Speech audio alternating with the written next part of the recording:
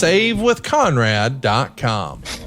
Hi, I'm Sean Soto. I live near St. Louis, but I listen to a few of the podcasts. Real and JR, 83 Weeks, quite a bit. My wife and I had experienced some issues with credit card debt, and I had heard the testimonials of others refinancing and helping alleviate their credit card debt, and so I had looked into it, and that's how we started. I worked with Larry. He was very thorough and was able to explain the entire process for us and made it about as easy as it possibly could be. It was far more easier than I anticipated it to be, actually. With the credit cards and everything that we had, we were paying the minimum monthly payment every month and basically getting nowhere for, I don't know, probably the last 5 years. And after everything was all said and done, we completely paid off all the credit card debt, and we were saving, after paying those off, we were saving over $300 a month. Oh, I would highly recommend it to anyone that's looking to save some money because it was a tremendous help. I've already told my other friends about it. I'm Sean Soto. I'm from St. Louis, Missouri, and I have saved over $300 a month with SaveWithConrad.com. NMLS number 2129, Equal Housing Lender. SaveWithConrad.com. Hey, it's Conrad Thompson, and we are live at adfreeshows.com on a beautiful Monday morning, and thank you guys for joining us for this live recording of Something to Wrestle. Before we get started with today's episode, I just want to address the elephant in the room. There's been a lot of rumor and innuendo about Bruce Prichard. Just to clear it up, Bruce Prichard is still with WWE. Bruce Prichard is not quitting his podcast. But if you're a longtime listener to this show, that you know that there have been health events in the Pritchard family and household. And right now, Bruce is going to take a little bit of a leave of absence from WWE, and he's going to be away taking care of what's really important. But in the meantime, man, the show must go on here at Something to Wrestle. So we've got, I don't want to say a guest host, maybe an interim host. Yeah, maybe that's the right word. I think in the UFC, if the champion goes down for a bit, well, the show must go on. We'll crown a new interim champion. So ladies and gentlemen, welcome to Something to Wrestle with John Layfield. John, good morning, man. How are you? I'm so happy you called Bruce an elephant. I've been calling him an elephant for a long time. Our topic today is Bruce Prichard. I figured, hey, what do Bruce Prichard podcast fans want to hear? Bruce Prichard stories. Who better to tell us some Bruce Prichard stories than his old pal JBL?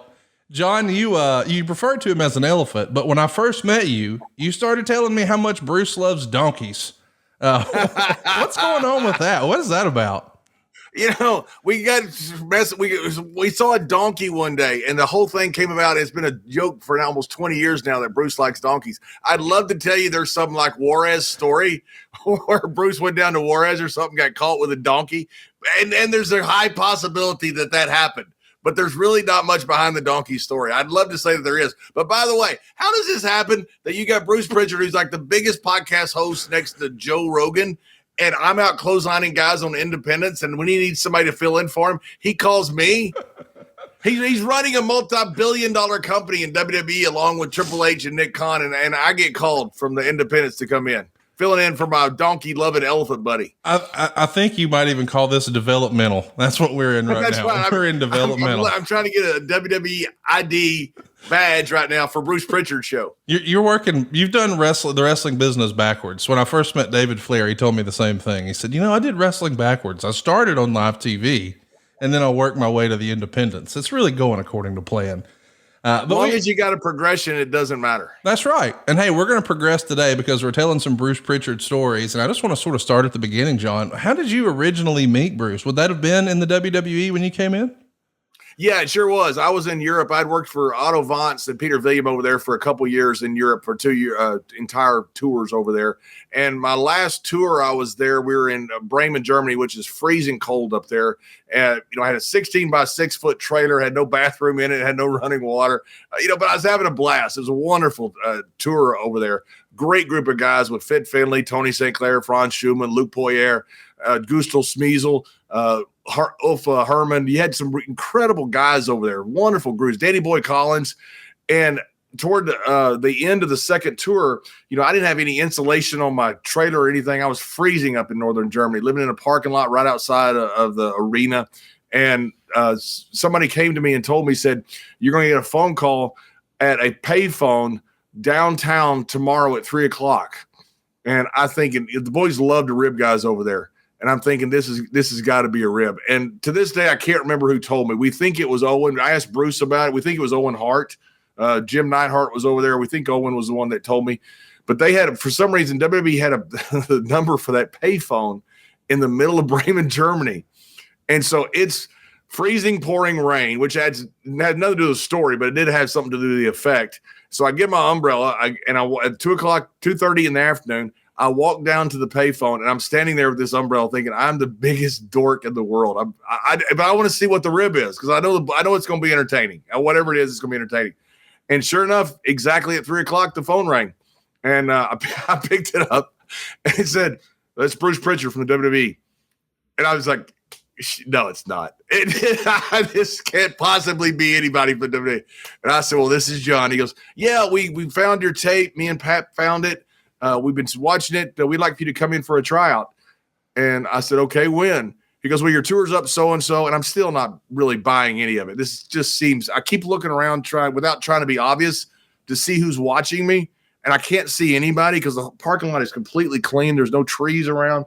And finally, I realized that it was indeed Bruce Prichard with Pat Patterson. And that's how I got my call the first time I met Bruce. So if memory serves, that would have been sometime in late 95. Does that sound right? Yeah, December of 95. And so you wind up doing a dark match in Bethlehem, Pennsylvania. Does that sound right? You and Savio Vega, is that your first one?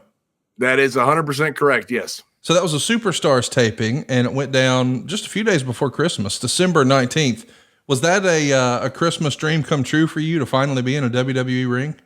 100%. Yeah, I had been over there, and I think it was DDP that got hold of me. They got hold of me and said, "Hey, WCW wants you to come in," and they were going to give me like $75,000, something like that. And then the second year, like 115 or 120. I can't remember what it was. Maybe 100. Anyway, had a progression up, 2-year contract, and they wanted me to come to WCW. So I went going to WWE first, unbeknownst to them. And if WWE had agreed to sign me, I was going to stay with WWE because I just thought that was the better deal. So I was going literally the next day to go down to WCW. So I came into Philadelphia where a pay-per-view was. It was snowing like crazy. I'm sitting in the dressing room because I knew Glenn Jacobs, Kane, who was Isaac Yankem then. So I'm sitting with Glenn talking to him because we were tag team partners over in Europe together. The Zwei Meter und Zwei tag team over there for Otto Vance. And Tony Gurria comes in, he goes, I need to talk to you. And I said, sure. So I thought this is my chance to meet Vince or whatever else. And he threw me out of the building. And he said, are you supposed to be here? I said, well, they told me to come through. I said, I flew in from Europe. And he goes, well, I'm sorry you can't be here. I said, fine. I wasn't going to argue. I got in my car, went to the hotel, but it was snowing and I couldn't get a flight out or I would have never come back the next day. And so I come back the next day and went to Bethlehem and they had a statewide warning. Everything was shut down. He had all the people on one side of the ring, about 250, 300 people at the entire arena. That's all there was that day. And right before the match, they said, you're working with Savio Vega, and Dutch was sitting there. Dutch Mantell said, hey, can I go out with him? And they said, sure. Dutch had just lost the Harris boys because they had choked out Shawn Michaels at Madison Square Garden. My gosh. And so Dutch didn't have anybody. So I'll go out with Dutch with Savio. Go out there, come back. Nobody said a word. I go to get dressed, and Gerald Brisco comes in and sees me when I'm showering with J.J. Dillon. Not showering with J.J. Dillon. Brisco, that's how I got a job. I showered with J.J. Dillon. You got breaking news here. J.J. and I go way back. My gosh. And Brisco comes in and says, hey, we want to sign you. And Brisco had talked to Vince. Vince didn't see the match. He says, hey, we got to sign this kid. And Vince said, you think so? He said, yeah. He's going down to WCW tomorrow. He said, if Dusty gets hold of him, we won't see him again. It's what Briscoe told Vince. And so I'm sitting there with Jerry. First time I ever met Jerry. And he goes, hey, we want to sign you. And I said, well, I want to sign. He goes, how do we know you're going to sign? I said, how do I know you're going to give me a contract? And he says, you have my word. And he stuck out his hand. And I'm sitting there thinking, I've got to make a lifetime decision here for a guy I just met 10 seconds ago while I'm naked showering with J.J. Dillon. and so I shook his hand. He goes, well, go call Dusty. I said, okay. Jerry followed me to the payphone, and it had one of those doors that closed. And Jerry came in the phone booth with me to make sure I called Dusty to tell him that I wasn't coming. My God. So do you meet Bruce at that same show? I mean, there's nobody there because of the snow, but is he even at that show? He is, just barely, though. He was at catering with a whole bunch of people. Undertaker was there. Several other people were there. And so I came by, and he was very busy. And so I just literally just shook his hand. I said, hey, Bruce, John Layfield. And he said, oh, man, he's like, thank you so much for coming. You know, he remembered who I was. He knew I was there. He was very nice, very affable. But I didn't get much chance to talk to Bruce at that TV taping. So you mentioned that this is late 95. So we're just a few months into the Nitro era. I know you had been overseas working, but I think you had worked a few shows at the Sportatorium for the CWA in Dallas. Were you able to catch Nitro? Had you seen the show at that point? I know you'd seen Saturday Night, but had you seen Nitro yet? No, we didn't have that TV in Europe. And, you know, I'd worked for Sportatorium. I'd worked in Japan quite a bit. I worked there at Global Wrestling when the Von Erichs came back for just a little bit. But I'd been in Europe this entire time, and we only had CNN International was the only English TV channel that I could get. I had a little satellite device on my gimmick, my trailer. So I watched the entire O.J. Simpson trial was all I watched. But we didn't get any wrestling. You know, I'd heard about, I think at that time Luger had already debuted. So I'd heard about that, but didn't hear about much of anything else. You mentioned Dutch Mantell. Shout out to Dutch Mantell. He's been having a hell of a time. We're going to go ahead and link the GoFundMe in the description for today's show. But, man, what a storyteller, what a character. And he's got a great podcast that I hope he gets to do sooner rather than later. If you do that sort of thing, let's throw a prayer up for Dutch Mantell and his family. I know they're going through a tough time right now. But you mentioned that he was kind of in a pickle here, and you told the story or just had a quip that I'd never heard before. Shawn Michaels got choked out by the Harris boys at MSG. What'd you hear about that story? I've never heard that before. I wasn't there, and I don't know, exactly what happened. They pulled him into a room, and I don't know if they had completely choked him out, but they did kind of. I think they roughed him up a little bit, is my understanding. They pulled him in there because there was something that Shawn had said that they took, I think, wrong. I don't know that for sure, and they pulled him in there. And now think about this: Shawn Michaels went in there knowing he had heat with these two big 6'7" monsters. I mean, that's pretty ballsy of Shawn to go in there. And whatever happened, it was enough that I believe that's what made their exit out of WWE.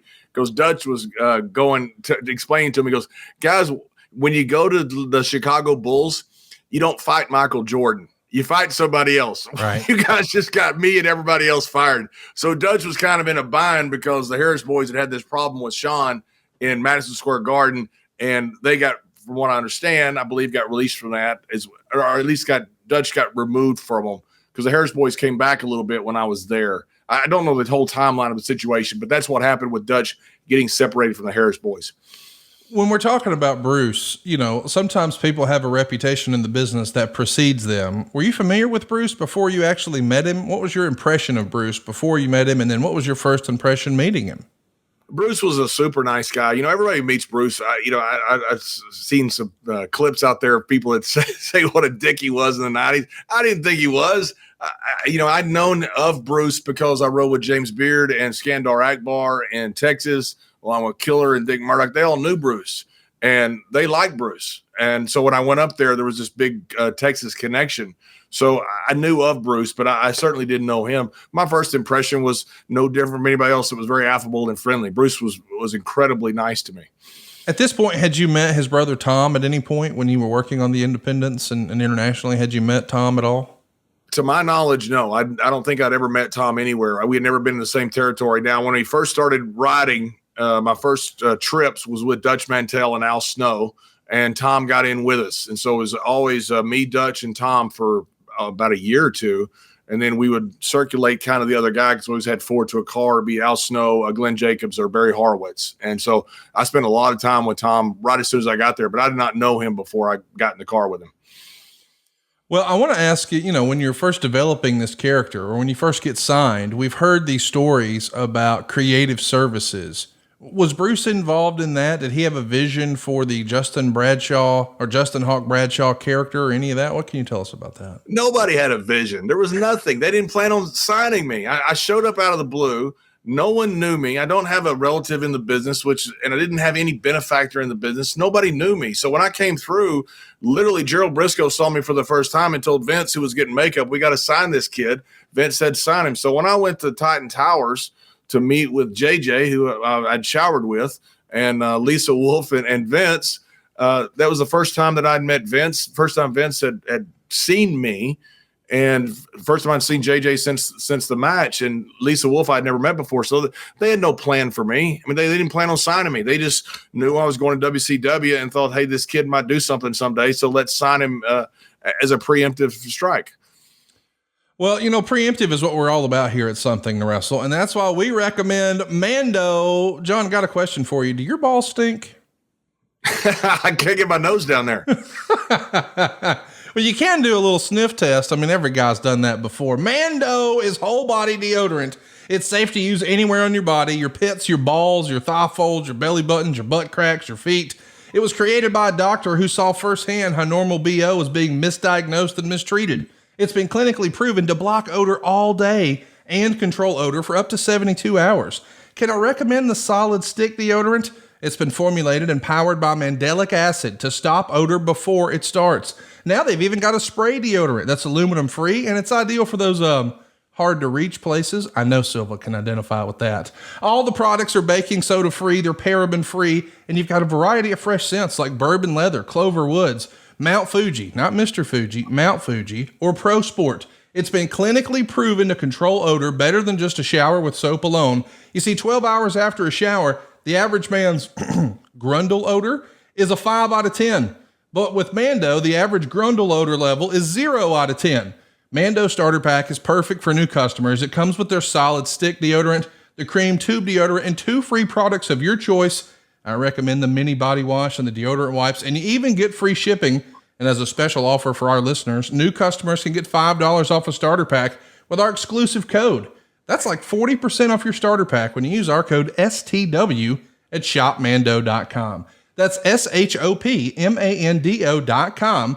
Please support our show and tell them we sent you. Smell fresher, stay drier, and boost your confidence from head to toe with Mando. John, who had the stinkiest nuts in wrestling? I don't know about nuts, so you'd have to have some of the old Rizats around, especially some of the ones maybe in Kansas City or something. Oh, come on. Somebody grabbed a hold. You were in a head scissor one day, like, get me out of here. I don't know. I really don't know about, stinky body parts. I will tell you, stinkiest guy was Vader, Leon White. It was brutal. Now, I loved Leon, and Leon treated me like a son almost. He was really good to me. In fact, his last match in WWE, he asked to work with me, and he said, hey, kid, he said, today, I'm going to let you kick out of my finish, which I don't let anybody do. And he said, I'm going to bring the old Vader. And he goes, when you beat somebody, you're going to beat somebody today. He said, you're going to beat the old Vader day. And bro, he beat the shit out of him. I mean, but I knew what he was doing. He wanted me to beat somebody. It meant that much to him to put me over in his last match. He asked for that specifically. So I got a lot of love for Vader. But in one of the matches we had leading up to that, I had a full beard because I looked so young when I was a kid. I grew a beard so I could look older as a heel. Vader, I was sitting there at night, and I thought, man, what stinks in this room? There's a dead body in this room. I thought, I can't figure out what it is. And I realized that Vader had punched me so much in the face that my beard stunk from his gloves. And I had to get up at 3 o'clock in the morning and shave off my beard because Leon had punched me in the face so many times. I was such a big Vader fan in WCW. Did you get a chance to see much of his WCW run? Loved it. Some of those matches he had with Sting were just freaking amazing. Some of Sting's best matches, some of Vader's best matches. He was one of the best big men of all time. That guy was awesome. A really good worker. Is he one of the biggest what ifs in WWF history? Yeah, I think so. There's no doubt about it. When he came, he had lost a little bit. He had lost a step. He had gotten into the fight with Orndorff, which I think hurt his confidence. Mm-hmm. But, he also had to get off the gas, and I think that hurt him as well. His shoulders were hurting. Yep. He couldn't take something to make himself feel better. And he was miserable a lot. He was a grumpy guy, but I think because a lot of that was because of pains. But that wasn't the same Vader that WWE got. That was the Vader from, say, 4 years before. That we didn't get the same Vader. I think it is a big what if. You wish Vince would have got him in 91 or 90. Oh, yeah. I mean, listen, no disrespect to Yokozuna. I know he's a friend of yours and he was an incredible performer, not taking anything away. But in an alternate universe, if Vader was in the WWF and sort of that Bret Hart, that transition from Hulkamania to Bret Hart era, that would have been tremendous. He and Bret would have had incredible matches. Yes. And then he and Shawn, the same with Shawn's ascendancy there, they would have had some absolutely unbelievable matches. There's a famous match with Otto Vance and Graz, Austria, where at one point Otto says, break my nose. And that's how stiff they were working. And Vader broke his nose. It was one of the most brutal things you've ever seen. But Vader could work. Vader could really go. Hey, one of the things I've always wanted to ask you about Bruce, because he told this story years ago. I guess it's September of 1996. There's In Your House Mind Games with Mick Foley as Mankind challenging Shawn Michaels, the Heartbreak Kid, for the world title in the main event. But on the pre-show, well, Savio Vega's in there with John Bradshaw Layfield, and there's a little dust-up just outside of the ring with Sandman and I think Tommy Dreamer and Paul Heyman. And allegedly, WWE told no one. Even Brisco was surprised. Did you know what was going to happen? When did you find out that, wait a minute, this was all a plan? Right before I walked out. Okay. I did find out. And Savio, I don't know to this day knows it, because I heard him tell a story about, that I didn't know. Because what happened was Bruce had smartened up Savio, I believe. I believe it was Bruce, because he told Savio, he said, whatever happens, he said, you make sure that John doesn't go over the rail after those guys. He said, wrap the rope around his neck and take him back in the ring, which is exactly what Savio did. But Savio didn't know I'd been smartened up. So Bruce was planning on the fact that this would happen. There would be an escalation, and he was telling Savio to control me because they weren't going to smarten me up. Well, Jack Lanza, who was a really good friend of mine, right before I walked out, pulled me aside. He said, hey, kid, just want to let you know something. He said, if anything happens in this corner over here, don't overreact. And I said, Jack, you're not going to tell me if anything happens in a specific corner to not overreact if something's not going to happen. He said, kid, something's going to happen. He said, what I'm telling you is don't do anything. Don't go over a rail. Don't go after anybody. It's part of the show. I said, okay, fine. So when we got in the match, Savio had gone out, and I heard him kind of mutter under his breath, wrong post. So he literally went over to the other post where what was going to happen, where Sandman threw a beer in his chest. Mm-hmm. And so I realized that's when it was about to happen. So when Sandman, I believe it's Sandman, threw the beer in his chest or his face, Savio, just like Bruce had told him, wrap the rope around my neck. He goes, okay, kid, we're going back in the ring. Don't overreact. Be calm. And, so I worked it like I was wanting to go after him, but I'd been smartened up right before. Brisco had never been smartened up. To this day, Brisco's still mad about that. He actually wanted to fight Bruce at one point, because when Brisco was coming out, he was going out to fight the ECW guys. There's no mistake about it. He was going out to fight them. And on the way out was when Bruce smartened him up and said, it's a work, Jerry. Brisco was absolutely furious. By the time I got to the back, all of the boys were at the gorilla position wanting to come out and fight those guys.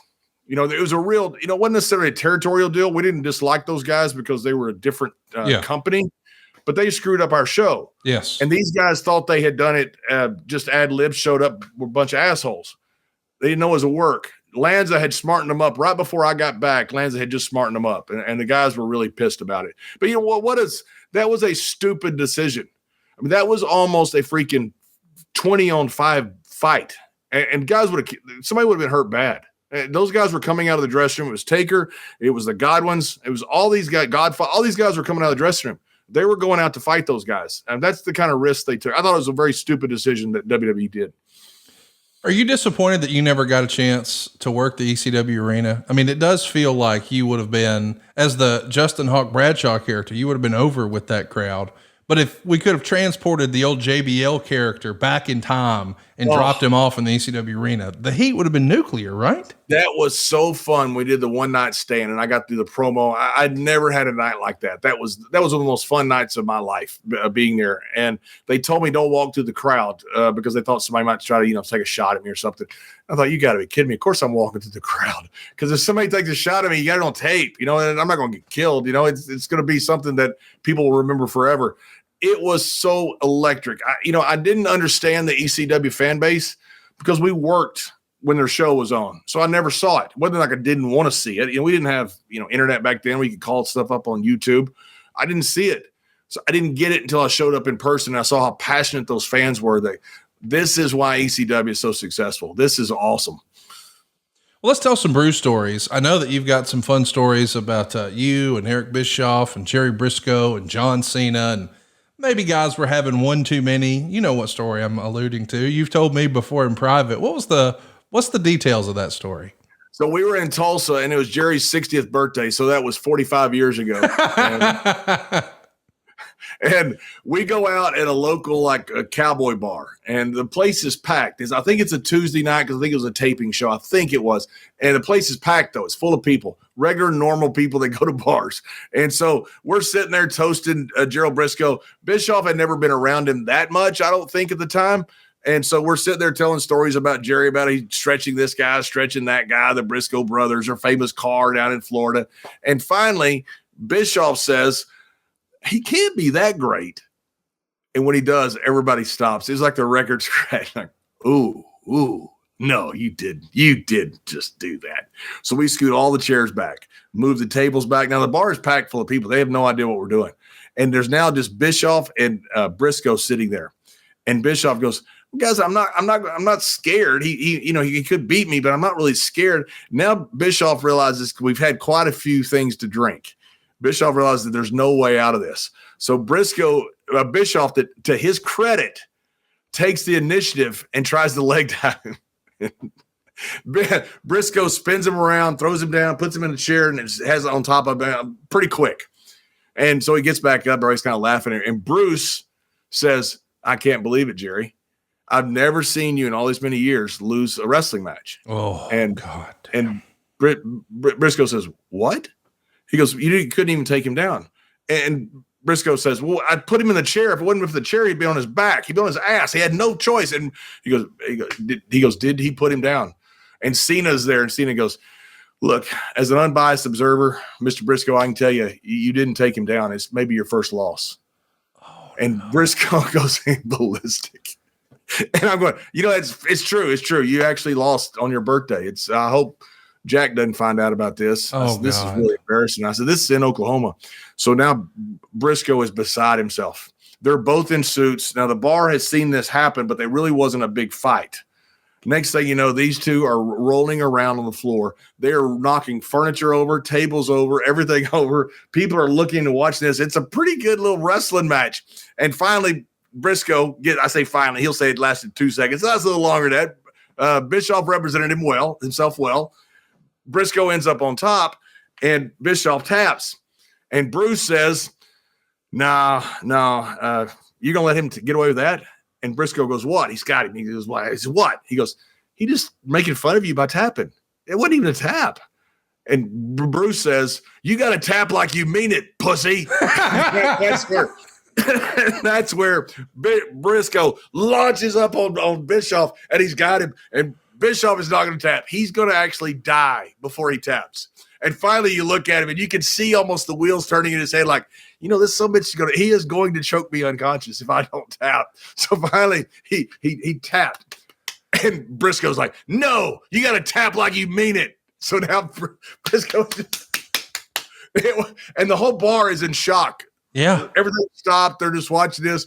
They get up there laughing. They're hugging. Furniture is everywhere. Beers everywhere. Pitchers have been spilled. And they get back up, put the table up, and go back to drinking. Is that just a lifelong thing with Brisco and Bruce? It feels like those guys have gotten each other in a lot of trouble over the years. They've done it. They're like two little kids. I mean, they're absolutely like two little kids. I've never seen anything like those two. There was a story when Scott Armstrong first came in the WWE, and he's out in the ring, and they used to mess with the guys in the headset. The headset was supposed to be to communicate. It was a rib, is what it was. So Scott's out there in the ring, and he says, Scott, this is Brisco. And you can see Scott checking his earpiece. He goes, your fly's undone. And Scott goes, so you can see Scott kind of look around. He goes, and you're on camera. He goes, just move your hand down real slowly and pull it up. He goes, nobody will notice. So Scott puts his hand down. He's like, got his hand down there. And Brisco goes, you dumbass, you believe me? Oh my God. And he's out there in front of a live crowd on TV. And then when Scott there's a guy gets in the corner, they've got this match going on. Brisco decides to tell Scott a story about Bullet Bob. He goes, hey, I remember the time, Scott, when Bullet Bob and he starts telling his story. I mean, and Bruce and him they were like little children back there. They had referees doing cartwheels. They had referees doing all this crazy shit during matches. Vince would come up and the hell are these referees doing? And Bruce and Brisco would say, no idea, Vince. They're just going to business for themselves. And and so that night, Scott is coming in. He can't believe everything that's going on, how childish we can be backstage in WWE, which is the most fun part of WWE. And Bruce was sitting on a couch, and he was pretty inebriated, and he sees Jerry walk in, and he starts making all these Native American sounds, Indian jokes, native jokes, all these kind of things. Brisco doesn't say a word. He checks in, turns around, drops his bags, and takes a running crossbody on Bruce on the couch, and the whole couch and Bruce and everything fall over in the lobby.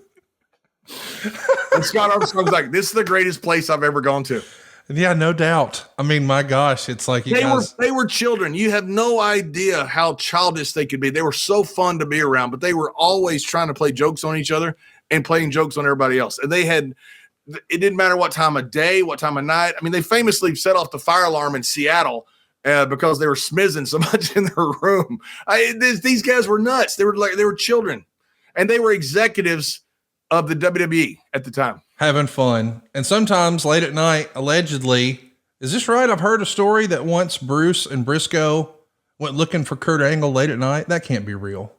Yeah, 100%. The guy, I hate when people say Kurt Angle was good. He wasn't good. There was 8 billion people on the planet, and he was the best. That's freaking alien. I mean, that guy was different level. You talk about national champions, then you talk about gold medalists. It's a different level. So I hear this banging in the hall. It's about 2:00 in the morning, and I open up the door, and it's Bruce and Jerry, and they're going down, and they got their workout gear on, and they got amateur headgear that they had brought. They've got their amateur, and I look at them, what are you doing? They go, we're going to find Kurt Angle. We're going to stretch him. I said, guys, that's a really bad idea. That's probably the worst idea you've ever come up with. They go, no, we're going to find him. And so they start coming toward me, so I locked the door and deadbolted. Well, sure enough, they found him that night, and it didn't work out well.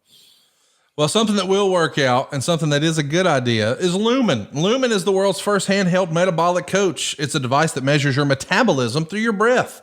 And on the app, it'll let you know if you're burning fat or carbs and then give you tailored guidance to improve your nutrition, your workouts, your sleep, and even your stress management. All you got to do is breathe into your Lumen first thing in the morning, and you'll know what's going on with your metabolism, meaning whether you're burning mostly fats or carbs. And then Lumen will give you a personalized nutrition plan for that day based on your measurements. Lumen is giving you real-time insights as to what's going on in your body, so you can do this before and after your workouts or even your meals. And here's why your metabolic health really matters. Think of your metabolism almost as like your body's engine. It's how your body turns the food you eat into the fuel that keeps you going. And because your metabolism is at the center of literally everything your body does, optimal metabolic health translates to a whole host of benefits, like easier weight management, improved energy levels, better fitness results, better sleep, even better focus. Lumen gives you recommendations to improve your metabolic health with each breath.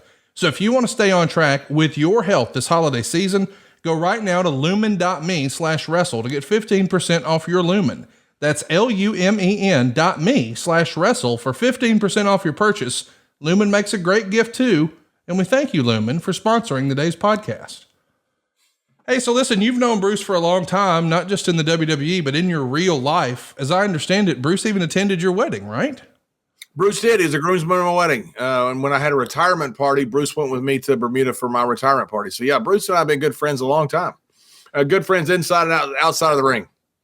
And is there a chance that maybe we have an embarrassing story or two about you guys when he came to your wedding? Well, the commonality, this is the first story, when I'm on my retirement party, we fly to Bermuda, and Bruce and Tom Pritchard have two things in common. One thing in common, they're the worst drivers in the history of automobile. They simply, as smart as Bruce and Tom are, they cannot drive a motor vehicle of any kind. So we were in Bermuda, and we're going to go rent scooters. It's the only way to get around the island without having to pay for overpriced taxis that don't show up on time, and you have to wait forever. So we're going to go get scooters. So the guy told us, he goes, hey, it's $82 a day. That's all it is. I've never failed a test, but you got to take a safety test first. All you got to do is drive in a circle, come back. The guy gives you the scooter. He just wants his money. He don't care what happens to you. You can die on that scooter. It doesn't matter. Give you the same spill. It's safe as it can be. You're driving on the wrong side of the road. You've got drunk tourists. It's not safe, but they're going to tell you it's safe. They want their $82. Bruce gets on this scooter, and he drives right into a bush, straight into a bush. Straight into a bush. I mean, he didn't turn. He drove straight into a bush, and he's like stuck in this bush now. And he's like trying to get out. And he's like, ha, ha, ha. He was like laughing, trying to get out of the scooter. And the guy's looking at him like, he did it on purpose? That's not really funny. He could have tore up my scooter. So Bruce gets it out and doesn't problem. Then he turns and he drives right into a church wall. Oh my God. He runs right into the wall. He hits the freaking wall and almost knocks him over the scooter. Screws up the whole front end of the scooter. The guy comes down and he goes, I've never failed anybody on the scooter test. I'm giving it to people that were too old to drive a car. And he goes, I can't give you this scooter. You can't function with the scooter. And Bruce goes, well, I'm just having a bad day. The guy goes, you're not having a bad day. I'm not giving you a scooter. So now we got both of our wives there who've got their scooters, who easily passed their tests. I, of course, passed my test. Bruce now is stuck without a ride. So the guy says, well, what do I do? And Bruce, the guy tells Bruce, he goes, you're going to have to ride with him. Talk about me. Now, Bruce at the time is 300 pounds. I'm 300 pounds. It was hot as balls in Bermuda on that day. Bruce gets on the back of the scooter with me. Oh God. And we ride around like Dumb and Dumber. That's the picture right there. That's us going. That's how we rode around for about 3 or 4 days in Bermuda. Wow. And we would go, and you got to understand, those scooters are cheap as they can be. All they want to do is, get people's rent money. And, because if they wreck them, they don't care because they're cheap. We'd be going up a hill in Bermuda because it's a volcanic island. We'd be going 1 or 2 miles an hour. I mean, literally, I could barely keep the scooter up because we were going so slow. There'd be a line of cars behind us honking. And Bruce thought it was the funniest thing ever. But when you go downhill, we got all the weight. And I'm thinking, if we die, I don't care because I'm sick of Bruce being on my scooter. So I would let that thing go as fast as it can down the hill. And Bruce was screaming at me, stop it, you're going to kill us, you're going to kill us, you're going to kill us. We got through town and Bruce put his arms around me. We're sweating all over each other. He put his head on my shoulder. God almighty. People look at like, who are the two fat guys on the scooter? Literally people just stare at us like all week long. People are trying to spot us because we were like the Loch Ness monster that everybody didn't think existed in Bermuda that weekend. When you were in Bermuda, did Bruce want to work on his tan? Because Bruce has been to my beach house before, and he brought something that Sable would have been embarrassed to wear in 1998 to tan in. And he said, is this okay for me to wear? And I'm like, in your room? And he's like, no, outside by the pool. I go, no, man, there's kids around here. You can't wear. Tell me about Bruce tanning. I'm sure you have a Bruce tanning story. Of course I do. Yeah. And that shit that he would wear. I mean, God almighty, man. You think you're Daniel Craig in your prime? Yes. I mean, it was like, I'm going to wear a Speedo. Who wears this fucking Speedo? I don't know. So Bruce, we're going to go golfing, and Bruce doesn't want to go golfing. He doesn't have a way to get around because he can't get on a scooter by himself because he has no temporary license. So we see Bruce as we're leaving to go golfing, and he's in the ocean about 15, 20 feet out, and he's waving to us. He goes, hey guys, I'll be right here when you get back. That's okay. So literally we go golfing, which takes about 4 hours, had some drinks at the golf course. We're in a taxi, so we're not driving. So the taxi cab drives us back. We get back there, and there's Bruce in the exact same spot 5 hours later, 5 or 6 hours later. He has not moved. And when we see him, we go, do you think he's moved? And he is as red as a tomato. I mean, he was just like a red bobber in the ocean. He has not moved. And so he goes, guys, come here. You got to see this. So we go down there in our golf shorts and our stuff. We take off our shoes. He goes, walk out here with me. So we walk out there with him, and we're up to our chest in water. He goes, watch this. He goes, I trained the guy to bring me drinks. And we said, you've what? He said, I've trained the waiter to bring me drinks. I said, you trained a waiter? He goes, yeah, watch. He goes, hey, we need drinks for everybody, doubles. The guy comes down, walks in the water to Bruce. Oh, gosh.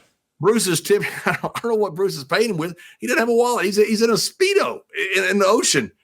And the guy gives us drinks. And I said, have you just been sitting here all day? He goes, yeah, I've got the guy trained. He goes, I just been going to the bathroom here. I said, I just stay here. Oh, no. I haven't moved all day long. It's the greatest thing ever. He goes, stay with me. By that night, his lip was so sunburned, it had swollen up like a football. So it was like this. He goes, hey, he had ice on it. He said, oh, I'm so sunburned. Yeah, that's our friend Bruce. My gosh. Yeah, so he looked like Brother Love with no makeup. He looked like Brother Love, his whole body. I would have loved to have seen, except for the fact that I didn't want to see, without the Speedo, but I'd love to have seen the tan lines because it was just, he was solid red. And his lips were swelled up like this. I'm telling you, his lips were huge from sun, whatever you get, or sun poisoning. Sun. Yeah, from sun poisoning. Was that trip the one for your wedding? No. Wedding was later in Key West, and Bruce came down. He was a groomsman. Eddie Guerrero was a groomsman. There you have a picture of it. The Undertaker, my friend John Busing, who was my college roommate. Of course, Ron Simmons, my best man. And, of course, Brother Love there. And, of course, Viva La Raza, Eddie Guerrero was in there. Vince sent us one thing because I was wrestling Taker and Eddie coming up. He said, don't let the pictures get out. I said, of course, Vince had just had surgery, so Vince didn't make it. He let me know the day, the day before that whatever it was, he couldn't make it. And he goes, just don't let pictures get out. That morning, the next morning at 6 a.m., they're on, or whatever it was, when Fox and Friends kicked on, there was a picture of of the wedding with Undertaker and Eddie Guerrero. And Bruce and I are sitting there. So we had Texas themed poker night. And we're sitting there, and Bruce and I are singing country songs. And at one point, we're saying, bring me two bring me tequilas, and singing all these country songs. The waiter thinks we're singing drink orders, so they're bringing us whatever we're singing, and so they're just bringing us stuff and just sticking it all around. It was quite the night. You had my wife's her all of her Wall Street friends, then you had all of my wrestler friends, and it was my guys were pros, so my guys actually handled it probably a little better than some of them.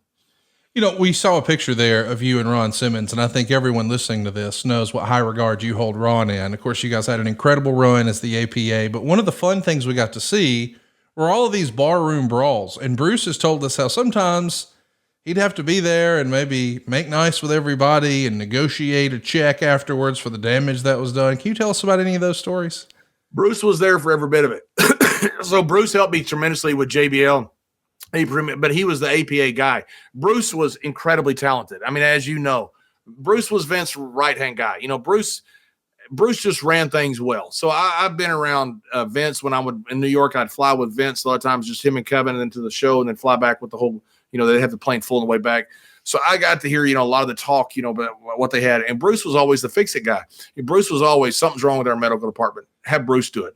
What does he know about a medical department? Except for the fact that Bruce is a very smart guy and he can fix things. Bruce can fix anything. So Bruce would go with us on these shoots with me and Ron when we go to a bar. And these were legitimate bars. A lot of it was a friendly tap. But we also went to a lot of regular bars. And we just said, hey, we'll pay what we fix, what we break. Well, these guys have no idea what we're going to do. And so Bruce afterwards a lot of times had to go by and give a little payola to these guys. We were in one bar one night and we had gimmicked a wall, and me and Bull Buchanan are going to go through this wall at the end. And as I go to run us through, you have one take to do all this stuff because you get busted open. You can't stop and do it again. Everything breaks. So you can't stop and edit this stuff. You can edit maybe post fact, but you can't stop the action.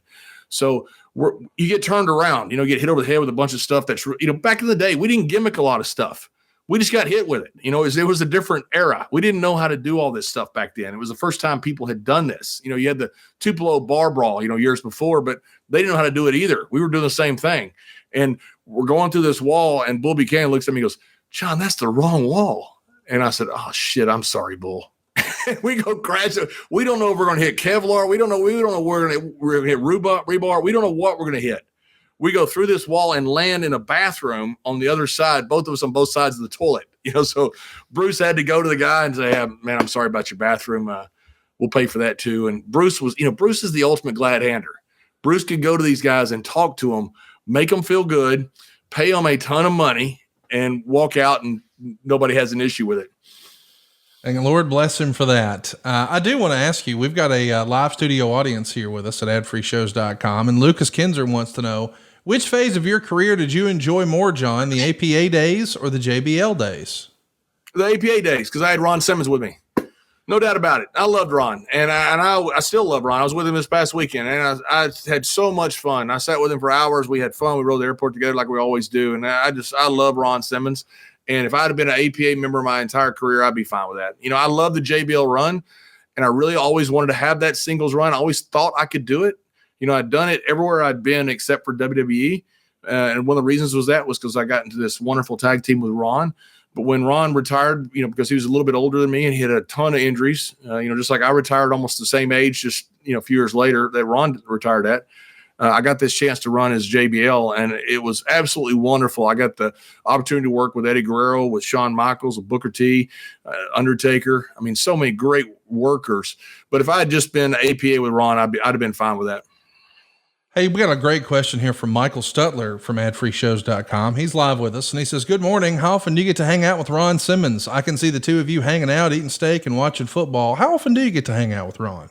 One of the reasons that I started doing stuff, and people, wonder what I'm doing was, I got bored and I wanted to do things with Ron. And when I was with WWE for so many years, I was the guy that Vince would call and come do things and need me when Vince was no longer there.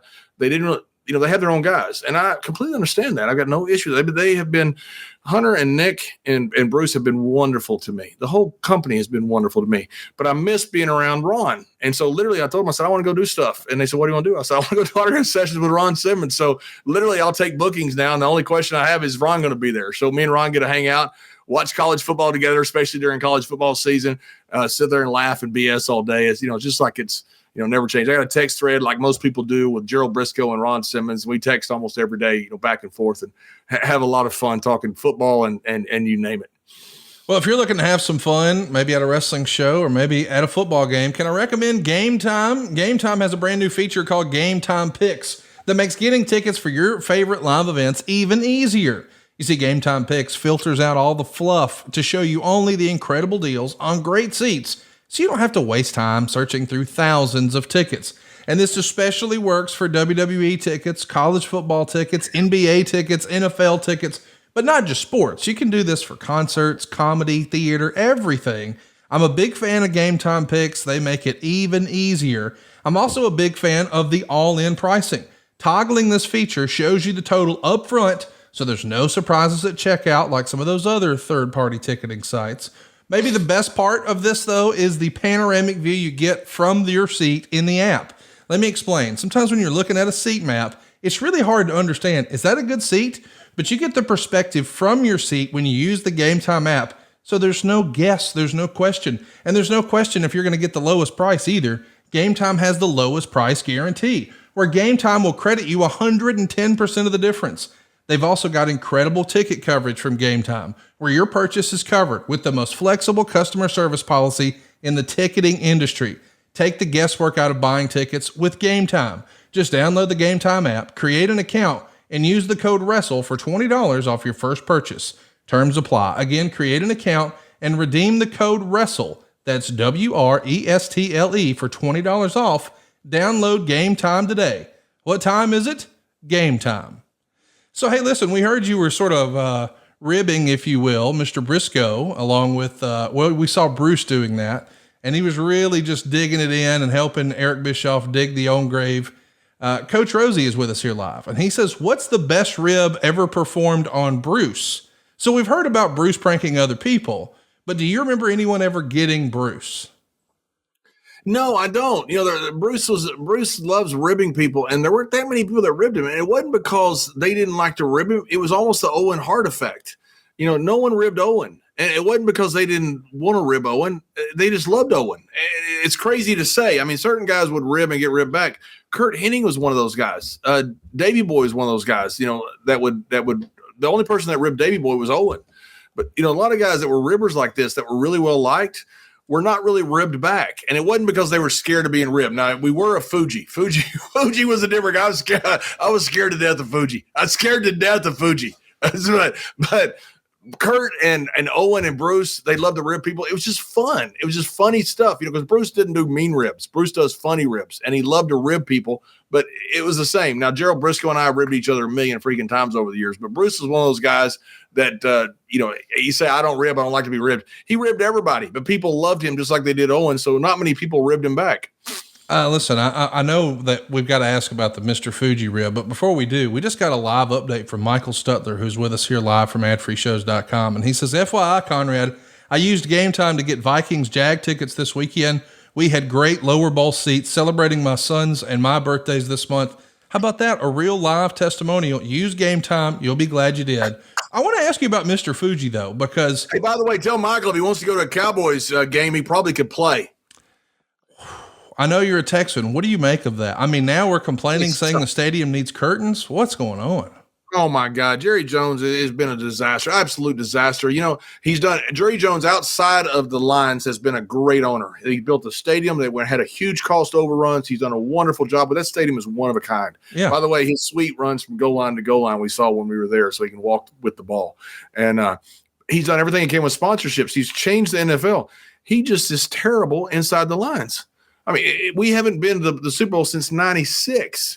And every year people say, "Oh, we're going to Super Bowl." No, we're not. We're lucky to go to the playoffs. Dak is 2-5 in the playoffs, and you give him $250 million. I mean, it's just Dallas is an absolute. They got to start over from scratch. When you can't stop the run, you can't do anything on a football team. You can do something. If you can't stop the pass, you can figure out ways to mitigate that. But if you can't stop them running up the middle, you're screwed. And we can't stop the run. Now Micah Parsons is out there blaming McCarthy. I mean, it's an absolute dysfunctional disaster.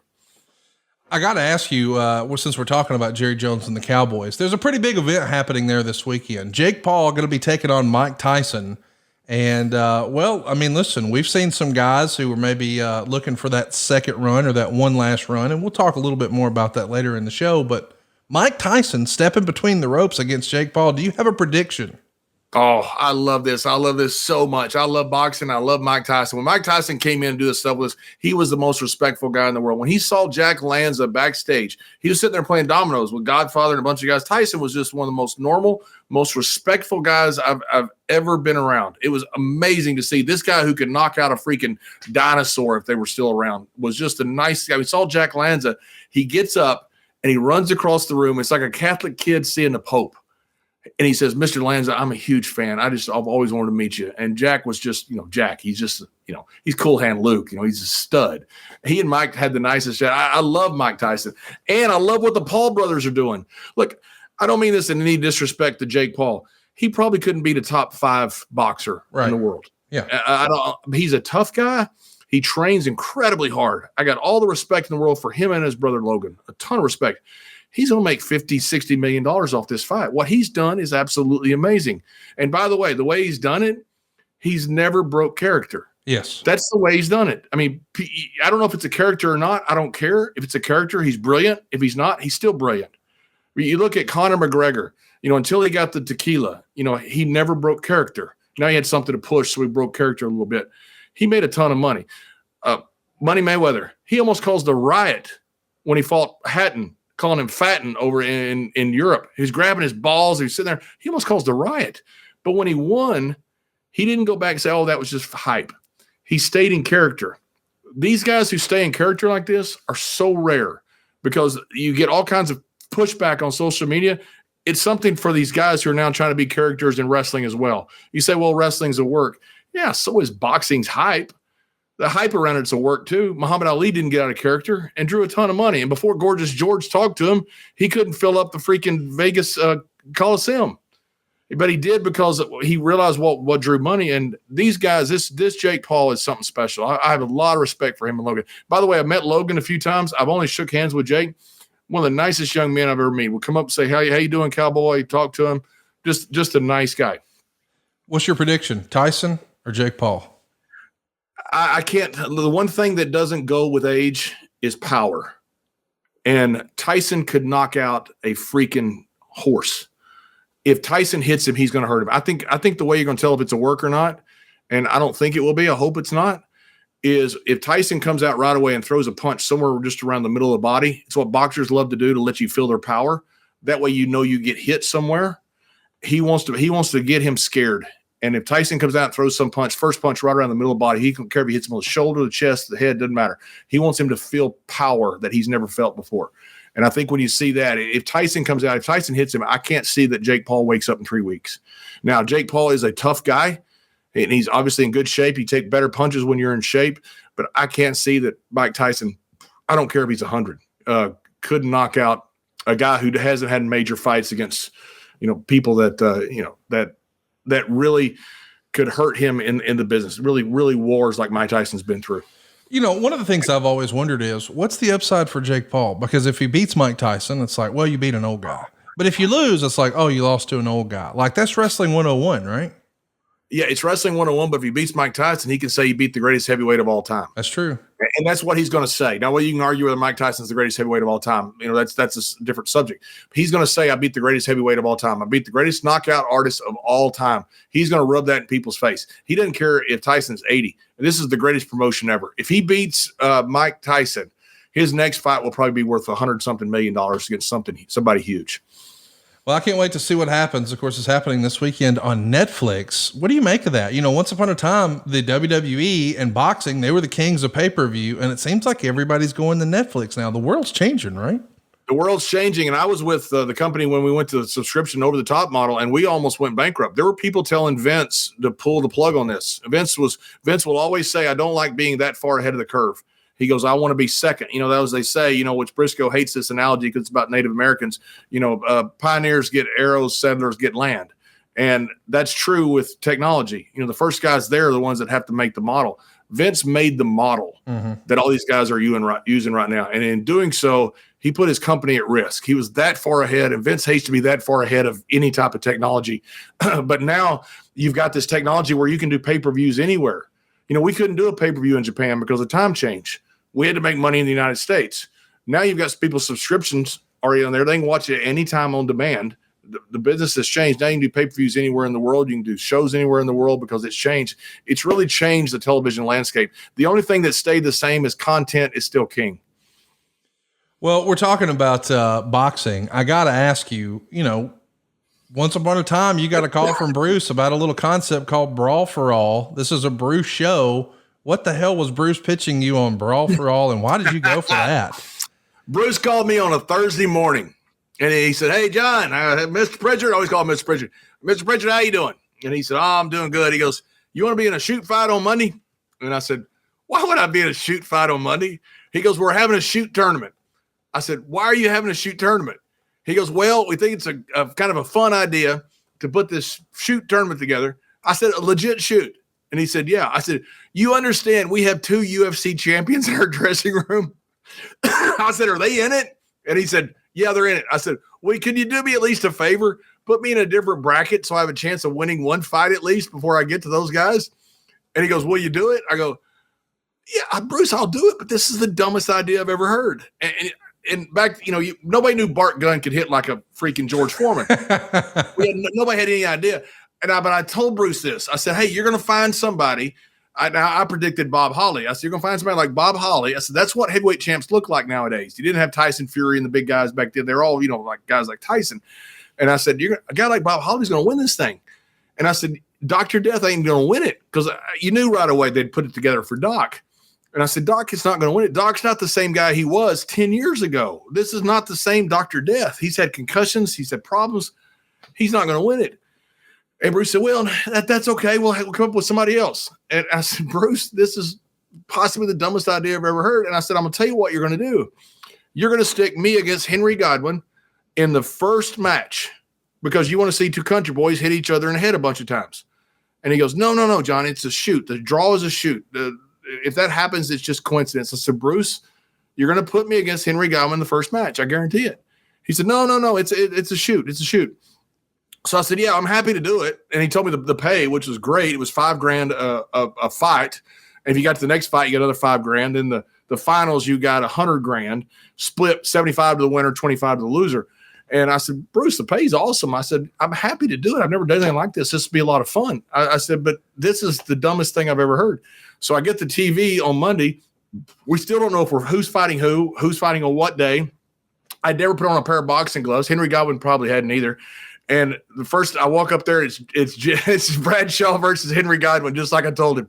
So I go to Bruce. I said, Bruce, I told you I was going to fight Henry Godwin in the first round. He said, no, that's how the names came out. I said, that is an impossibility. So Bruce to this day swears that they drew that, but absolute bullshit. There is no way that happened. My gosh, we are going to be talking about Brawl For All in more detail in the coming weeks, but we took a pause there from talking about ribs. James Sorensen wants to know, are there any pickle rib stories? I don't know why this is a thing, but Bruce has this irrational fear of pickles. I've had a lot of fun ribbing him with pickles, and he's even told the story about the Undertaker and cucumbers and Owen Hart and his boots. But Do you have any fun Pickle Bruce stories? No, because Bruce is a weird dude. I mean, like, I love Bruce, and I only have, a few close friends. And, I got Ron Simmons, of course, Gerald Brisco, and Bruce Prichard. I really call close friends, and I call you a close friend, Conrad. But Bruce, he's one of my dear friends. I never understood this. I never know. He's just, who the fuck's scared of pickles? I don't know. It doesn't make any sense at all. This is a guy who's in like 18 karate Hall of Fames, which I'm calling bullshit on that too, by the way. But he's scared of pickles. This is like a kid being scared of a boogeyman in his closet or something. This makes zero sense to me. Bruce is a quirky dude, and you know that. Yes. You know this for a fact. Bruce makes J-Lo look normal as far as being a diva. Bruce is very diva-like. I'll agree with that. Silva's not on camera, but he motion passes. We agree. Hey, I do want to ask you about Mr. Fuji. You said earlier you were scared to death of him. There is a horrified. famous wrestling story. You know which one I'm going to talk about. Oh, yeah. Once upon a time, Fuji fed a man his own dog. Have you heard that story? That can't be real. 100%. Yeah. And I don't know if it's true or not. I don't doubt it. I do not doubt it at all. That's why they come up with Al Snow being fed his own dog Pepper by Big Boss Man on TV. It was because of the Fuji. That's what it's based off of. Yeah, everybody thought this story was real, and I don't know if it is or not, but everybody assumed this story was real. Fuji would sit there, and Fuji was the nicest man, but he was freaking evil. And I mean, in a good way. You loved him. I was scared to death of him. I didn't even want to put my bag near him. I didn't want to sit near him. I was scared to death of him. He's the only guy that I looked at and I thought, you know what? I'm not going to let this man get me because he is freaking evil. I want to ask you. You know what's strange about that? In a weird way, you guys loved him for that. I mean, it wasn't like he was a bad guy. He was a good guy. He just loved to rib people, and I thought he's going to get me. And what am I going to do back? Do something to Fuji? So right. I have no recourse here. I want to get your take on something that happened over the weekend. You may have actually even been there. There was a big autograph signing over the weekend where lots of wrestling Hall of Famers and legends, and even some of the top current stars were there this past weekend. And there's a clip that went kind of viral over the weekend where a fan asked MJF to autograph or at least take a photo with the WWE red title, the old red championship, big logo world title. And MJF took the picture awkwardly and then threw the belt on the floor. And a lot of fans are upset, but you just said a minute ago, and you gave kudos and props to the Paul brothers and certainly Floyd for keeping character. What do you make of MJF this past weekend? Did you think that was cool? Or did you appreciate that? Or do you understand the outrage that's seemingly happening online? Yeah, I saw it. I was sitting right beside him. So I saw it. We were at for MCW, and Kevin Nash couldn't make it. And so they asked me to come fill in at the last moment. James Ellsworth called and asked me I'd come fill in because it wasn't that far from the house here. So I drove up to Joppa, Missouri to do the show. I was sitting right by him when he did it. I have zero issue with it. Zero. And these snowflakes that want to bitch about that, grow up. Give me a fucking break. I mean, this is crazy to me. You guys want these guys to be heels. And then when they are heels, you bitch about it. You cry like, oh, they're supposed to be nice to me. They're supposed to let me in on it. No, they're not. Who are you? Who are you to that all of a sudden this wrestler who's you're going to tell all your buddies. Now, understand this. When you have guys come to an autograph session like this, these are your hardcore fans. They're going to tell everybody how you interact with them. So if you have MJF here and all of a sudden he goes, oh, man, that's all just a show. Don't worry about it. Great to see you. How are your kids? All of a sudden, he's going to tell everybody. It's going to hurt MJF. Enough people like that. You want to stay. These fans talk about there aren't any good heels anymore, and you got a guy being a heel, and you bitch about it because you're a snowflake. Cry me a river. I mean, I got no sympathy for the fans who have a problem with this. You want this guy to be who he is. If I got the opportunity to meet John Wayne, I would love to have done that. Larry Hagman, he used to wear his cowboy hat everywhere. He wasn't a cowboy, but he played J.R. Ewing. And so when he would go through airports, he'd want people to see, oh, my God, there's J.R. Ewing. He wasn't a cowboy, but he wanted people to have that experience. You want people to have that experience of what they are. So if MJF is wrestling somebody going forward, whoever it might be, John Moxley, Daniel Bryan, if he comes out with whatever, whoever it might be, you want to give them the opportunity to hate him. And you don't give them that opportunity if you lift that veil and just let them behind it and say, oh, it's all just a show. So I have absolutely no issue with what I saw it. I have absolutely no issue with it. And these snowflakes that want to bitch about it, cry me a river. And that is this week's Stiff Shot from JBL. Speaking of working stiff, if you'd like to do that, can we recommend Blue Chew? It's a unique online service that will hit harder than a clothesline from hell. It's going to deliver you the same active ingredients as Viagra, Cialis, and Levitra, but at a fraction of the cost and in a chewable form. So if you're looking to get your ding dong real hard, but get a good deal, look no further than BlueChew.com. The process is simple. You'll consult with one of their licensed medical providers, and once you're approved, you'll receive your prescription within days. Blue Chew's tablets are made in the USA, prepared and shipped directly to your door, and the best part is, it's all done online. This means no visits to the doctor's office, no awkward conversation, and no waiting in line at the pharmacy. You can take them anytime, day or night, so plan ahead or be ready whenever an opportunity arises. Blue Chew wants men rock hard. That's what they told me. That's the mission. They won't stop until every man is bricked up like a brick house, until every tent is pitched, until every rod is raised. Discover your options at BlueChew.com. And we've got a special deal for our listeners. Try Blue Chew free when you use our promo code WRESTLE at checkout. Just pay the $5 shipping. That's BlueChew.com. The promo code is WRESTLE, and you'll receive your first month free. Visit BlueChew.com for more details and important safety information. And we thank Blue Chew for sponsoring today's podcast. Hey, speaking of chewing, Coach Rosie's with us here live from adfreeshows.com, and he says, is Bruce good at chewing people out? We've all heard about these legendary Vince McMahon meltdowns where he's eating somebody alive. Have you seen Bruce do it? How is he at chewing someone out? Bruce, it's an art almost with Bruce. Yes, he's very good at it. Now, Bruce is usually more diplomatic. Vince would tell you something like, you've just ruined the business. God, you set the business back. I'm glad my father's not alive to see this shit. God almighty, you've killed the business. I mean, Vince would go so over the top. You're like, oh, come on. I didn't kill the business. There was a tag team ding dong in the early 90s. I'm not worse than them. You know, it's like, but Bruce would be very diplomatic about it and explain to you why you suck. And it's like the worst dress down ever because he made sense in what he said. He's like, look, this was terrible. And he would start telling you what all you did. And you're like, fuck, he's right. And then he'd go on and on and on. And you're like, oh my God, I should just kill myself right now. I have no reason to live. This is horrible. And so, yeah, Bruce is very good at chewing people out because Bruce is the worst kind of person that would do it. He would think when he's chewing you out. You know, Vince a lot of times just wouldn't think. I mean, he would just tell you, he could go way over the top. But Bruce would. He was very good at it. I got to ask, you know, when we're talking about your career in the WWF, after you do the Justin Hawk Bradshaw, we see you as the new Blackjacks. And I've told you before, I absolutely love that tag team and felt like it was just a right team at the wrong time. I don't know why it didn't hit, but I loved it as a kid. Was that an idea that Bruce was in favor of? How do you remember being pitched the new Blackjacks? Well, let me tell you a little backstory of this first. You know, when I first came in the WWE, you know, I've heard Bruce say on shows, you know, I was a ripoff of Stan Hansen, and he is correct. But there's a reason for that. When I came into WWE, Chief Jay pulled me aside and goes, "Hey, we want you to wrestle like Stan Hansen." I said, "Okay, I know how to do that. I've idolized Stan. I'm happy to work like Stan. Stan's the best." They had me chewing backstage. Lanza knew Stan very well. So they had me chewing during promos, you know, and spitting out. Most of the time it was licorice, you know, so I just wouldn't get sick because it was a huge chaw. I'd spit it all out and be just like Stan. They positioned me exactly like Stan Hansen. I mean, exactly. Told me to wrestle like Stan Hansen. 3 months later, Chief Jay comes to me with Bruce and goes, "Hey, if we wanted Stan Hansen, we'd have got Stan Hansen."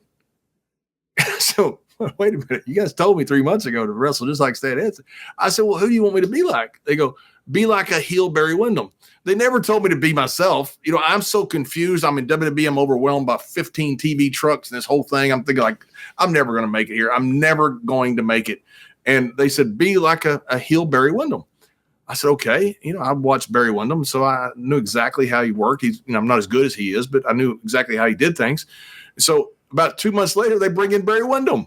I'm like, what do you want me to do now? So they brought in Barry in the stalker gimmick, which was absolutely horrible. I'd have no idea why they would try something like that with a guy who hadn't been hurt, would have been the NWA champion forever. He was such a good worker. And then they decided to come up with this blackjack gimmick. And I'm not sure if it was Bruce or Vince. I say Vince Russo or Vince McMahon. I have no idea who came up with it. Bruce is the one that pitched it to me along with Lanza. I went to Lanza first because Jack and I were really good friends. And I said, "Jack, I want to make sure this is okay with you." And I said, "I just want to make sure that you're fine with this." And he goes, "No, kid, it's an honor to have you as a blackjack." He goes, I'll help you any way I can. And Jack did our first promos for us. That's all I was worried about was that. But it was Bruce that came to me along with Jack Lanza to explain to me the whole character and what we're going to do. What'd you think of that new Blackjacks tag team? I thought the world of Barry Windham. I still do to this day. I was thrilled. I mean, I was absolutely thrilled to be out there with Barry Windham. I mean, he was an idol of mine. When I first started, Gary Hart did me a huge favor, which I thought was a negative at the time. He said, hey, this kid's from Sweetwater, Texas, which I legitimately am. And Blackjack had claimed that as his working town, which Blackjack was from somewhere around Austin, not Sweetwater, but like the name. So Gary Hart said, hey, this is a cousin of Barry Windham. So I got a lot of work because people were saying I was a cousin of Windham, which I never claimed because I always thought that was bullshit to do that. And when I met Barry, I thought, I hope he hadn't heard about this. I'm working as his cousin. And he had, I don't know, he obviously hadn't even heard of it. So, but I thought it was such an honor to even be associated with Barry Windham. He was that good. Man, Conrad, you're a historian. But you saw Barry, if he hadn't got hurt, he'd been NWA champion forever. No doubt. He was that good. There was nothing. I mean, people talk about Randy Orton today, and Randy is that good, by the way. Randy's best comparison is to Barry Windham. I agree with that. They are both just so freaking smooth. There's nothing like those two guys. I mean, Windham was light years ahead of everybody else back then. So it was a huge honor to be out there with Barry. And deceptively big, too. Like, I don't think people understand how big Barry Windham and he had those mitts like Blackjack. Yes. Freaking like catcher glove hands, man. Barry was a big, tough guy. And I mean tough. Barry was that was a tough guy. We went to Japan one time when right at the Montreal screw job, Barry got us a deal to go to Japan. And the deal was that JR told us they wanted a deal with Baba, Mr. Baba at All Japan. And Barry Windham was going to be the liaison between the two. We didn't realize that Laurinaitis wanted that role, and he'd already kind of worked his way into the office at All Japan. So that kind of killed part of it. But Barry was over there, and my contract was up. And so I wanted to get a job with Japan because I didn't think WWE would re-sign me. The Montreal screw job had happened 2 days before. We flew from Canada straight to Japan. Barry at one point is passing blood. He goes, hey, kid, come look at this. He goes, am I passing blood? And I said, yeah, you sure are. And Barry wouldn't tell anybody. And the reason he wouldn't tell anybody was because he knew that if he left, I'd have to leave too. And he wanted to get me a job. And so that man was sitting there peeing blood, passing blood the whole 5 weeks and didn't say a word because he was doing the right thing for me. Pretty remarkable guy. Of course, we're talking about what a big dude Barry Windham was, but I'm sure you've got a story about maybe a smaller fellow, Mr. Hornswoggle. You got any good Swoggle Bruce stories you can share with us? Are you kidding me? Hornswoggle. Sorry about coughing. I feel like I'm Jared Brisco. He coughs all the time. We got a cough button. He didn't even know how to use it. So Hornswoggle, I love Hornswoggle, by the way. I just saw him and told him how much I love him. I always tell a joke on me when he says he's not happy. I'm going, I'm sorry, which one are you, little fella? And he hates that because I've told it thousands of times. But we're coming in, me and Bruce are coming into Detroit to WrestleMania when Trump and Vince had their proxies fighting the match. The loser's proxy, the guy had to shave his head. So we are coming in the back of a car. We've obviously been an appearance because we're not going to hire a limousine to bring us in from the airport. And so we're some appearance we'd been to, and we see Bob Holly walking across a field carrying something quite large with one hand. And we thought, Bruce said, what is that? I go, I don't know. And I started looking, I said, that's a person. And Bruce goes, it can't be. I said, it's Hornswoggle. He goes, you're kidding me. I said, no. I said, that's Hornswoggle. So we stopped the car, and Bob sits him up, and Hornswoggle is so drunk. He can't even stand up on his own. And Bob Holly's mad. He goes, I'm stuck with this little motherfucker. I'm sick of him. I'm leaving him right here with you. And Bob just storms off. I said, oh my God, now we're stuck with Hornswoggle. So I look at him and I said, Dylan, I said, have you been drinking? And he said, no. And he falls over. So we pick him up, put him in the car, take him to the green room. Well, as soon as we get him in there, we realize Vince and Linda are coming into the green room. And this is Hornswoggle's first WrestleMania. You know, if it's your 10th WrestleMania, you might be able to get away with this, but not your first. And then, oh shit, he's going to be fired. He's such a nice guy, and he's going to be fired. So I said, Bruce, what do we do? He goes, we got to get him out of here. And I said, well, how are we going to do that? We can't carry him up to his room. And Bruce said, go get the bellhop. So I went and got the bellhop and brought him into the green room. And I said, hey man, we need some help. I gave him $20. I said, I need to take this up to the room. And I pointed to Hornswoggle. He goes, you want me to take him up to the room? I said, yes. I want you to take me like a piece of luggage. You're a bellhop, right? He goes, yeah, but he goes, I've never taken a person. I said, put him on your luggage cart and take him up to the room. He goes, what do I do when I get there? I said, well, dump him over. Just make sure he's on his belly where he doesn't throw up and drown or something. And he goes, you're kidding me. I said, no. I said, but you got to get his ass out of here now because the boss is coming and he might get fired. So we gave him $20. which, back in the 90s was a little bit more money than it was today, and gave him or 2000, whatever it was at WrestleMania, gave him the money. He wheels him through the lobby. The lobby is full of fans. Thank goodness this is before cell phone pictures. And everybody's looking around and seeing this luggage cart go through, and they realize, hey, that's Hornswoggle. Hornswoggle's sitting there just passed out. Took him to his room and dumped him over and saved him his job. My goodness.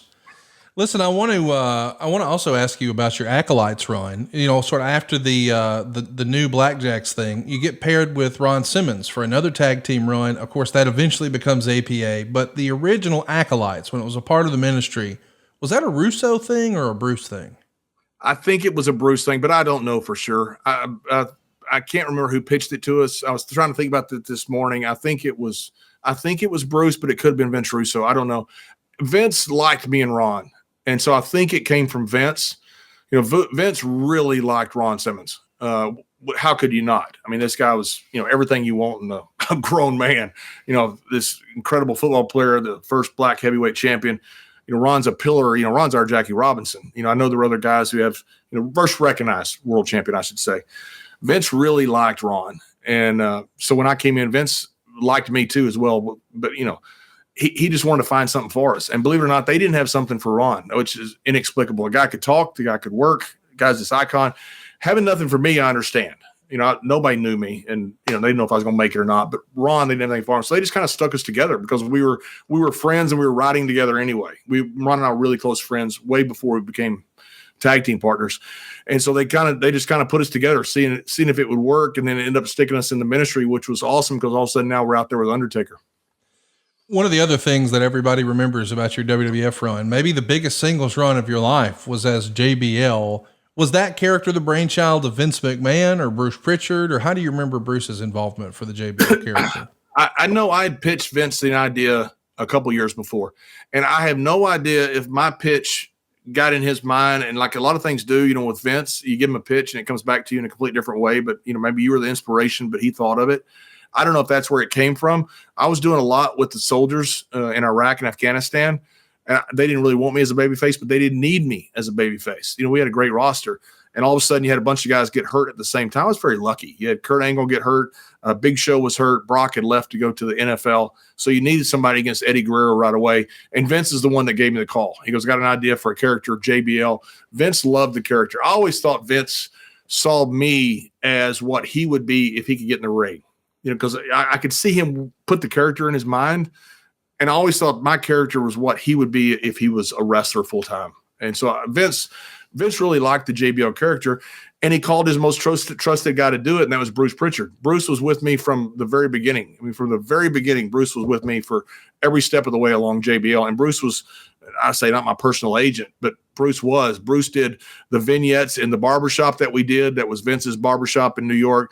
Vince went to El Paso. Bruce went to El Paso to film the scene that we did with Eddie Guerrero's mother that, almost caused a riot, had to have the police escort out of town. Bruce is the one that arranged the state troopers to be there so something wouldn't happen to me. Wow. Bruce did all that and did the vignettes we did later with Cena. Bruce was every bit of it. Vince really wanted this character to be successful, and thankfully he put his most trusted guy on it, was Bruce. I love that we're getting to hear about all the good days of you and Bruce in WWE, but we know eventually Bruce has to go away and learn a new hold at the end of 2008. And from my understanding, he actually started a business with you. Tell me about this. Yeah. Bruce, there's so many things that, happened with Bruce that was intertwined with me, when he right before he got fired, the last time, he got fired twice, I guess, earlier and then later. It's because he was staying at my house during a hurricane and ended up going off. And so Bruce needed something to do. And I'd been working on Wall Street, and I found this little company that was a nutrition company. So I pitched to Vince and met with Vince and the WWE leads up there about a merger, like an IcoPro, but for a current IcoPro. Met with up at Titan Towers. Vince kind of wanted to do it, but he had other things on the plate at the time. And he finally said, John, I just don't know. We just don't have the bandwidth to do it.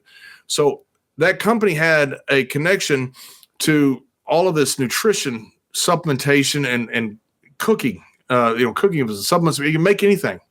So some of the guys had been down in the Dominican and seen this Mama Juana, which was we called it Mama Juana just to make it different. And it was like Texas barbecue. It was a home brew. Like every Texas barbecue is different. Like Southern barbecue. Everybody has their own recipe. Everybody has their own recipe of Mama Juana. It's supposed to be a fertility deal. Make you, it's a blue chew, but but made from all kinds of crazy substances. So I said, what if we did this and use this old great name and put like an energy shot for guys? And that's what we did. So we got this energy shot. We went in the lab, put all this stuff together. And it was really good energy shot. It wasn't Viagra, which we positioned it kind of as more of an energy shot for guys. So if you take it for a couple of days, some guys it worked on right away, but some guys you take it for a couple of days, your testosterone levels really go up, and it also gave you energy. So that was the idea with Mama Juana. Then we came up with an energy shot that had pain relievers in it. So if you want to go work out in the morning, you need an energy shot, but it also had all kinds of natural curcumin and all kinds of different stuff in it that would make you feel better. It was a great product. The problem was we couldn't get distribution. So Bruce went to work with me. We had a distribution center in Tennessee. We had our own network of distribution stuff. The problem was I didn't know anything about the beverage business, and Bruce didn't either. And we got out there and we get shelf space here. We're selling our product. Also, we come back, none of our product is sold. I said, well, why is our product not sold?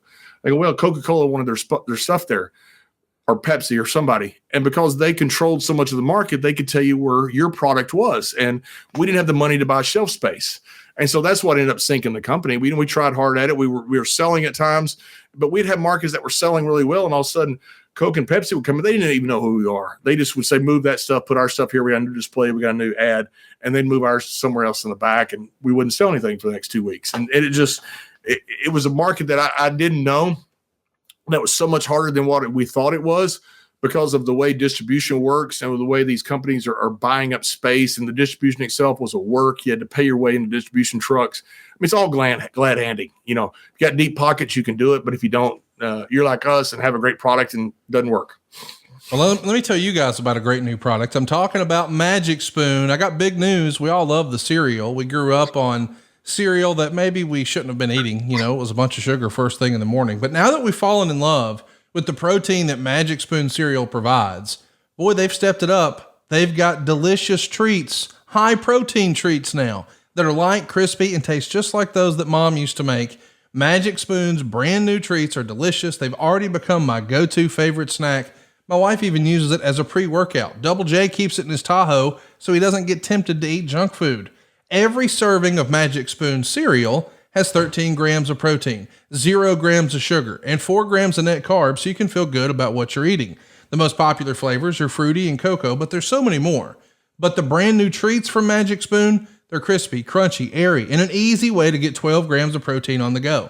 And now for the first time ever, Magic Spoon treats are available in grocery stores and with delicious flavors like marshmallow and chocolatey peanut butter. But I double dog dare you to try that double chocolate and tell me you don't love it. I just ordered and restocked my pantry. You're going to absolutely love it. I challenge you to try the double chocolate.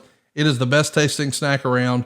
And man, it's filled with protein. Go get you some and get $5 off your next order at magicspoon.com/wrestle, or look for Magic Spoon on Amazon or in your nearest grocery store. That's magicspoon.com/wrestle for $5 off. Magic Spoon. Hold on to the dream.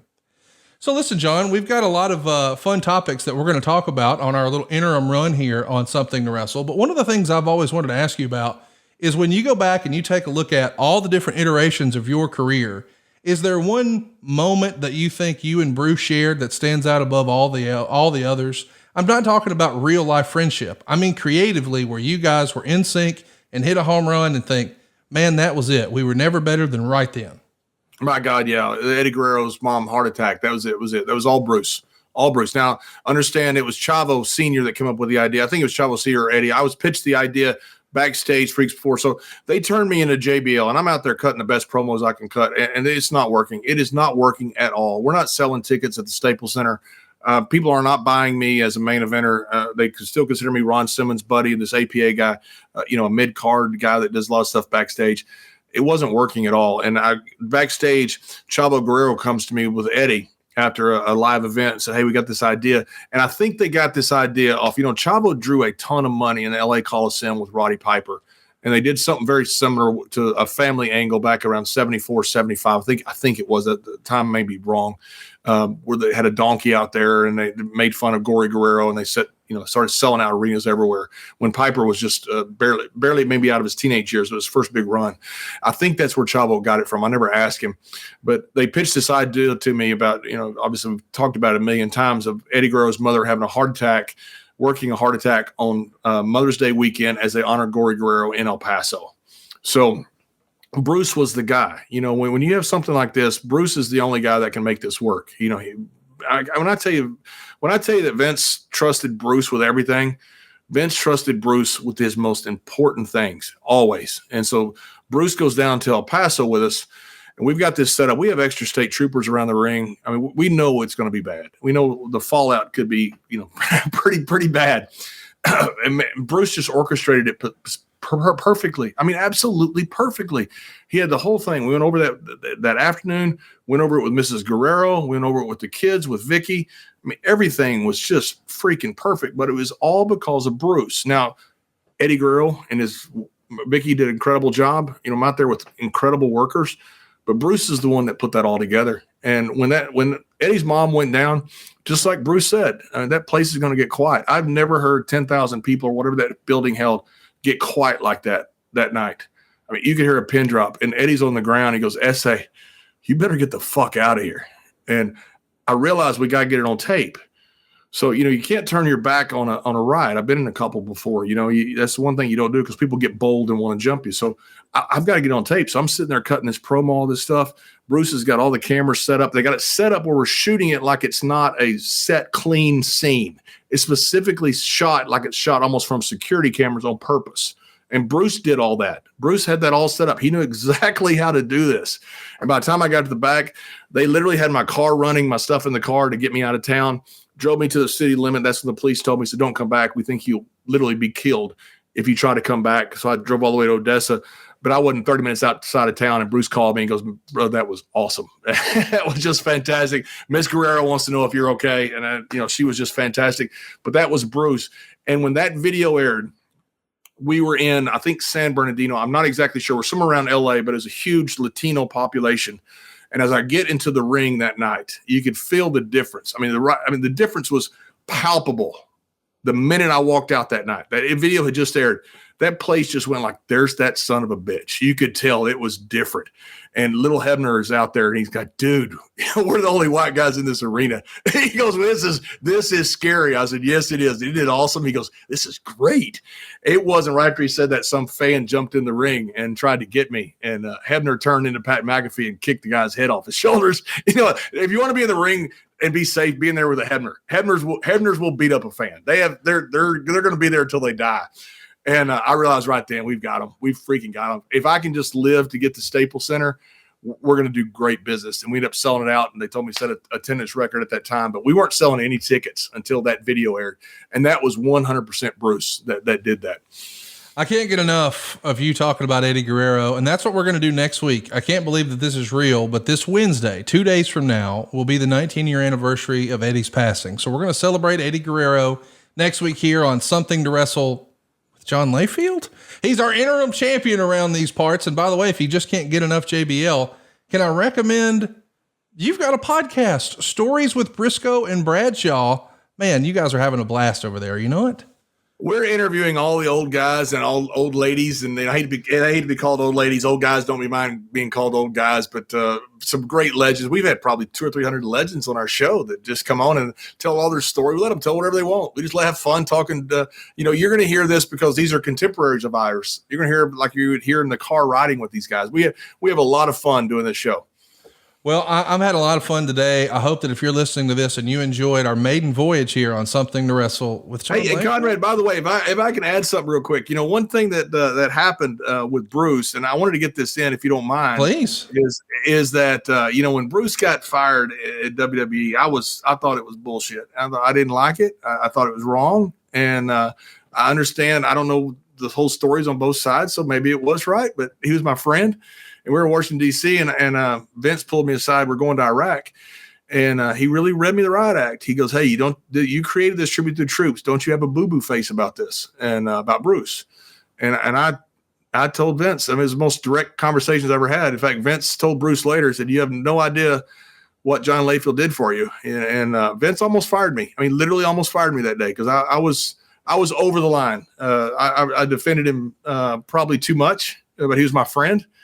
And it really bothered me, you know. And as you know, Bruce went through some tough times because of that. Yeah. And you helped him, a guy down in Houston who were just at his 80th birthday out in San Bernardino, helped him tremendous. Santa Monica helped him tremendously. But I used to go to Titan Towers during this time.